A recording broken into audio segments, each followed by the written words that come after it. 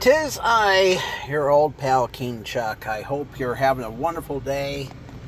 A little bit on the, the weather is nice and warm right now in Grand Rapids, but it's cloudy, and we're expecting some major thunder showers again tonight. Once again, I got some snuggle time with the dog because my dog does not handle loud thunder boomers very well.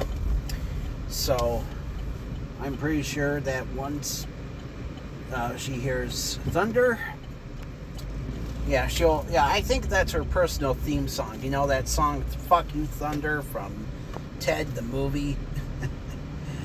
I think that's her personal theme. She is so scared of thunder showers. So, you know, I remembered hearing way back in the day, back almost 100 years ago, movies did not have sound. They were silent. And as a result, in 1927, Warner Brothers made a movie that changed Hollywood forever. A little movie called The Jazz Singer. It starred one of their biggest stars, a guy named Al Jolson. The movie became the highest grossing film of 1927. It made $4 million, and back in 1927, $4 million was a shit ton of money. Nowadays, if a film only makes $4 million, it better have a shoestring budget. But $4 million back in the olden days of Hollywood was a lot of money, because back then it only cost a nickel to go see a movie, pretty much. And people ate it up, and people were now scared. You know, how the silent stars of Hollywood, who were not, and some of these people were foreigners. They were not good talkers. And they were all scared that their careers were over. But what happened was in 1929, Hollywood bowed to viewer demand and started in retired silent movies, all for good. And that's exactly what happened. Hollywood retired silent films. And of course, nowadays, about 90% of all the silent movies ever made are gone forever, because they sat in a film vault for years, unloved and uncared for, and some studios even destroyed these movies. And, some recycled the original negatives and prints for copper. I think it was silver. Yeah, there we go. I almost said copper, but it was silver. There was a lot of silver in these movies. And some burned in vault fires. Fox had a film vault fire back in 1937, destroyed all their silent movies. And any Fox film that was made before then that still survives was usually in an inferior print. But yeah, and some films survive only because the studios did pick out a few films that were worth saving. But it's kind of like when the car replaced the horse and buggy, or of course back in the 50s, television came around and the movie business was dying. And of course, the movie business had to adapt to change, because so they did everything from making films in CinemaScope, and eventually they got rid of the outdated Hays Code, which prevented profanity and sex and hardcore violence. They replaced it with the ratings code, so they could allow more cussing and nudity and all the good stuff. And and of course now it's affecting broadcast media. Thanks to the FCC put in stricter guidelines because of what happened to Janet Jackson over 20 years ago at the Super Bowl. broadcaster, and of course before that, George Carlin, the George Carlin incident, and the Telecom 96. And it's like radio. It's turned into one giant clusterfuck.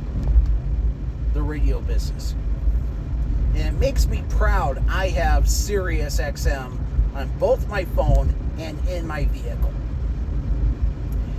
And if I get a little tired of Sirius XM, I can go to Spotify.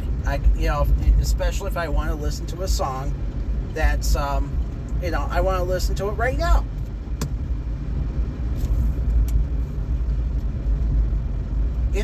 My life should not have to revolve around a radio station that is all about them, because it's like the radio business has really abandoned its people. And then what happened? So anyway, I need to talk. So what I'm trying to say here is now the biggest fear this world has is AI, artificial intelligence. And some people are saying that AI is basically the devil. I have a few artists on, that I have added as a friend on Facebook, because I love looking at cartoons and stuff. And some of the artists have all said, if I see one piece of AI slop on any of your fucking profiles, I'm unfriending you. Because it's killing jobs. It is a job killer. I agree. I used to write up Bee-otch of the day.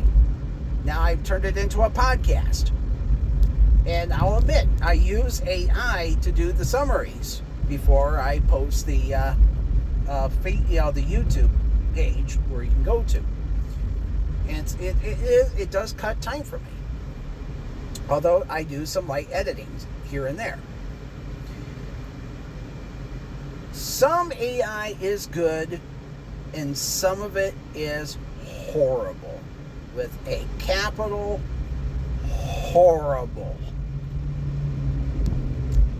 Case in point.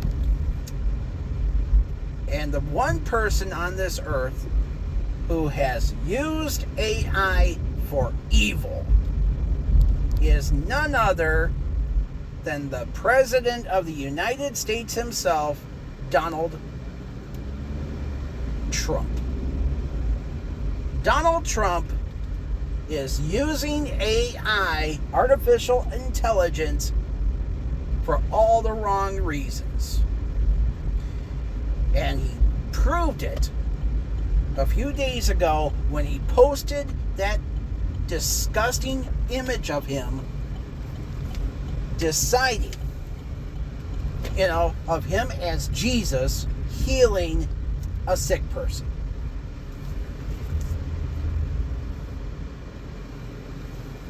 And then he turns around after all these religious people attack him. He made that image to turn his back on Pope Leo, because Leo said the right thing about him. He is an evil son of a bitch who is pro-war and a liar. And now he makes this blasphemous image of him as Jesus healing the sick. And then he turns around and spins and says, nope, I'm a doctor. No, you're not a doctor. You are the Antichrist. And as a matter of fact, there have been multiple parodies of this image. One image is, I posted it on my personal Facebook page, of him turning into the devil, and he's carrying like a, what is that thing that the Grim Reaper carries? And all these, the American flag is on fire, and people are around yelling and screaming in fear. That's who Trump really is. He is the motherfucking Antichrist. He is a very sick fuck. And people are too sick to realize that he is not a good guy. And then on top of that, so this is another reason why I hate Donald. We should hate Trump. And Midas Touch has been on it since yesterday, and I'll be on it too, because I care a lot about American labor. And they talked about this DoorDash granny. The DoorDash granny, a woman who went to the White House to deliver McDonald's, and it was all publicity stunt, folks. It was a freaking publicity stunt. It was staged. And of course, Donald Trump tipped her $100 bill, and she basically told the president, oh, my husband has stage 3 cancer, and I'm a grandma, and I make $22,000 doing this, and I am thankful for you for no taxes on tips. And basically, it was staged by DoorDash to raise their stock price, to make them look good, even though it's just a fucking bunch of shit what they're doing. And what they're doing is telling you and me that no taxes on tips will help is good for America. And this woman is like, well, I made because of no taxes on tips, I now make an extra $1,000. I made an extra $1,000, and it's gonna go towards my husband's treatment. Fuck you, bitch. Okay, $1,000 is not gonna folks. This woman is so fucked up into thinking that no taxes on tips is going to save America. It's just simply it's crumbs. That's what it is. It's crumbs. While the billionaires keep making all the money, and they are the ones not paying taxes. They get all the tax breaks in the world, while we have to work harder. And I know the feeling, folks, because once upon a time, I worked for an asshole. And, his idea of a raise was to give us a $25 gift card to Meijer if we produced enough product on time. Folks, that's not and not only that, he constantly manipulated the numbers.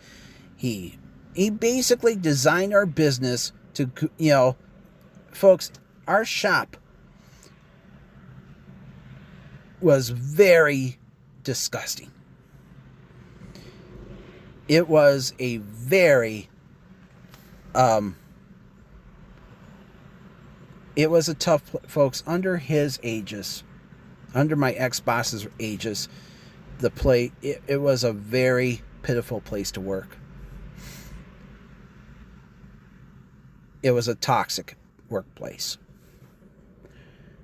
Nobody got raises. And instead of raises, we were all given excuses.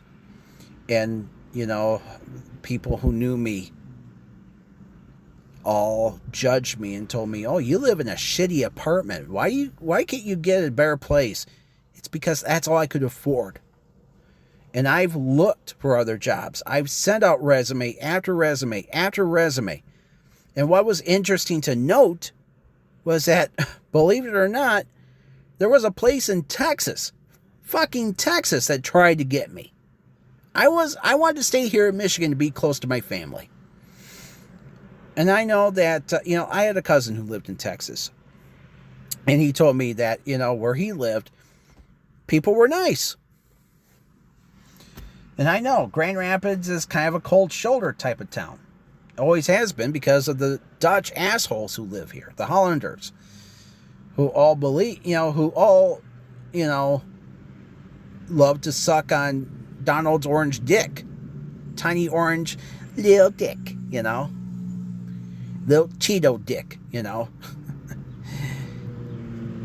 And that's what's going on, because what really should happen in America, because that's Republican way of thinking. Trickle-down economics. Your boss gets a tax break, and you get the crumbs. That's what it is. But here's what should really happen.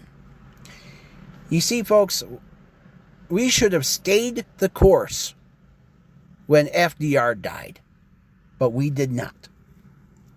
Instead of Democrats who cared about the American people, we were given people like, and don't get me wrong, I mean, LBJ was a corporate Democrat. I mean, hell, he owned a TV station, for crying out loud. The only TV station in Austin, Texas. For many, many years.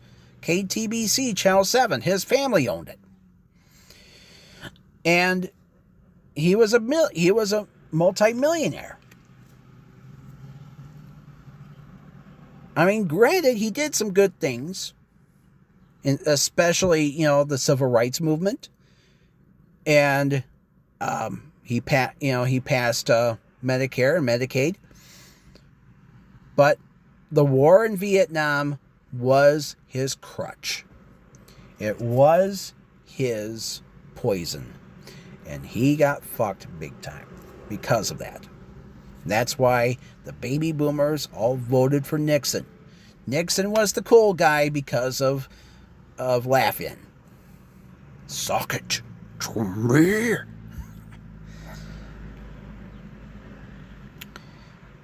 Anyway. We should have stayed the course of FDR. If we, instead of, what the shit that followed, the Red Scare. So we voted Republican. And, just think, if we stayed the course, we would have had, the same shit that other countries have. Universal health care, which I think is a necessity for everybody. Everybody should have universal health care.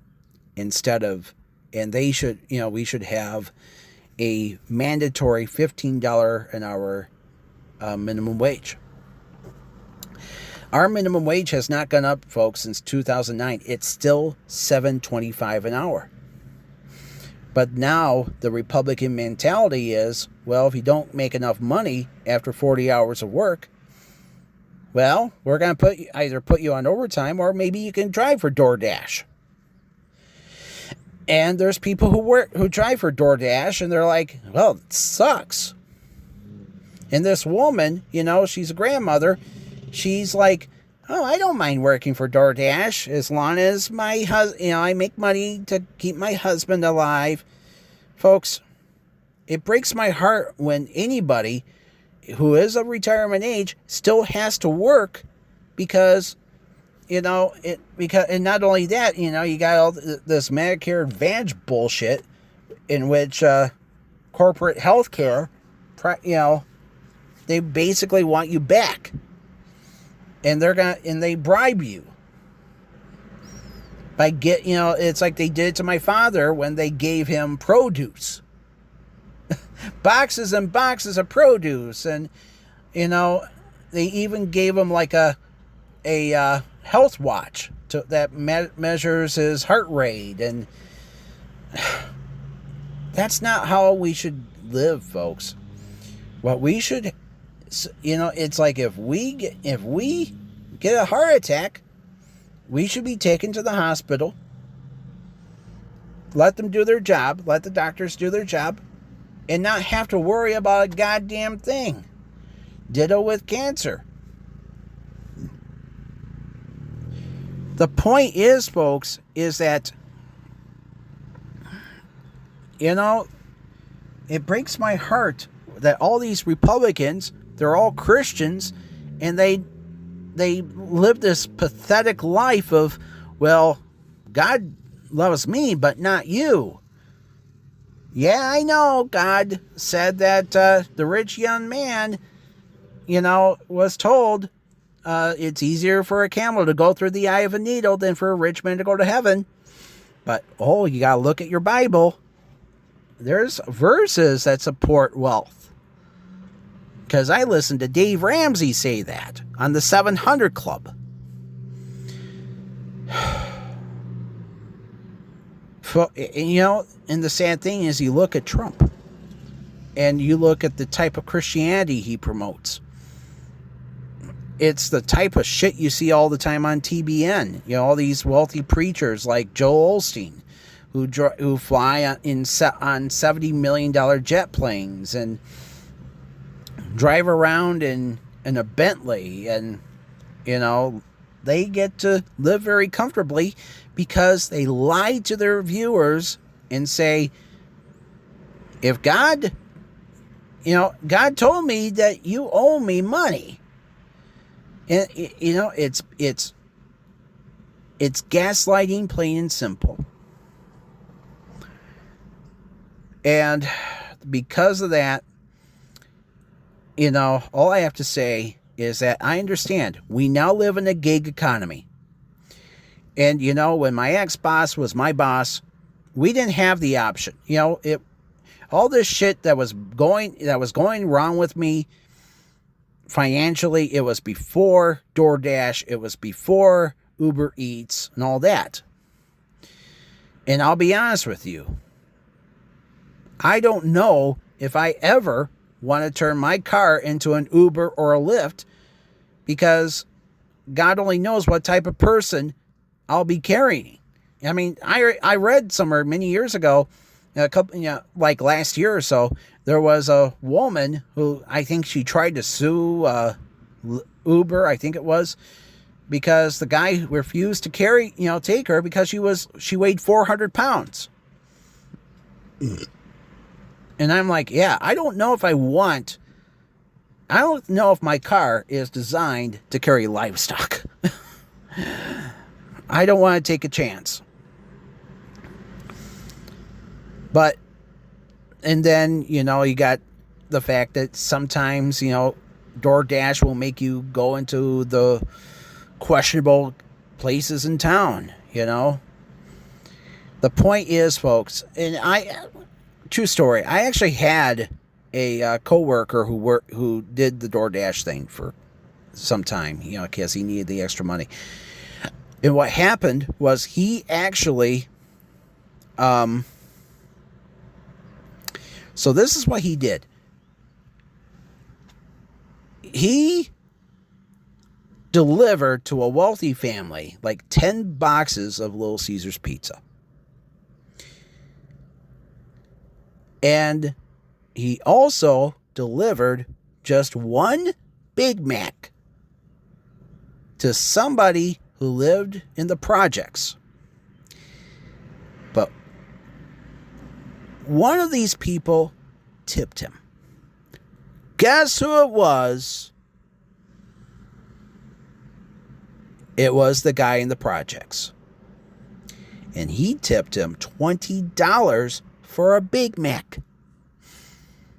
The Little Caesars, the guy, the rich guy, nope, not a dime. Because that's the rich people mentality. They don't give a fuck about people who actually get off their ass and work every day.